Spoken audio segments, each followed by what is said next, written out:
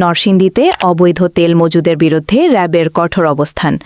নরসিংদীতে অবৈধভাবে ভোজ্য তেল মজুত ও কৃত্রিম সংকট তৈরির অভিযোগে যৌথ অভিযান পরিচালনা করেছে র্যাব, জেলা প্রশাসন ও ভোক্তা অধিকার অধিদপ্তর। অভিযানে জেলার বিভিন্ন স্থানে তেলের গুদাম ও ডিলারদের প্রতিষ্ঠানে তল্লাশি চালানো হয়। অভিযান সংশ্লিষ্ট কর্মকর্তারা জানান, বাজারে ভোজ্য তেলের কৃত্রিম সংকট তৈরি করে মূল্য বাড়ানোর চেষ্টা করা হচ্ছে এমন তথ্যের ভিত্তিতে গতকাল রাত থেকেই নজরদারি জোরদার করা হয়। বিশেষ করে বড় বড় তেলের মজুতকারী, ডিলার ও পরিবেশকদের ওপর গুরুত্ব দিয়ে অভিযান পরিচালনা করা হয়। অভিযানকালে 2টি প্রতিষ্ঠানে বিভিন্ন অসঙ্গতি পাওয়া যায়। ক্যাশ মেমো সংরক্ষণ না করা, যথাযথ স্বাক্ষর না থাকা, ক্রয় বিক্রয় চালানের মধ্যে অসামঞ্জস্য এবং স্টক রেজিস্টার সঠিকভাবে সংরক্ষণ না করার অভিযোগে ওই 2 প্রতিষ্ঠানকে মোট 15,000 টাকা জরিমানা করা হয়।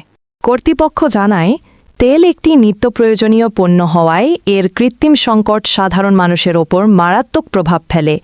তাই এ ধরনের সিন্ডিকেট বা অবৈধ মজুত কোনোভাবেই সহ্য করা হবে না।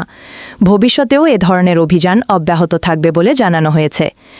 এ সময় ব্যবসায়ীদের উদ্দেশ্যে নির্দেশনা দেওয়া হয়, ক্রয় ও বিক্রয়ের চালান সংরক্ষণ, স্টক রেজিস্টার হালনাগাদ রাখা এবং সকল নথিতে যথাযথ স্বাক্ষর নিশ্চিত করতে হবে।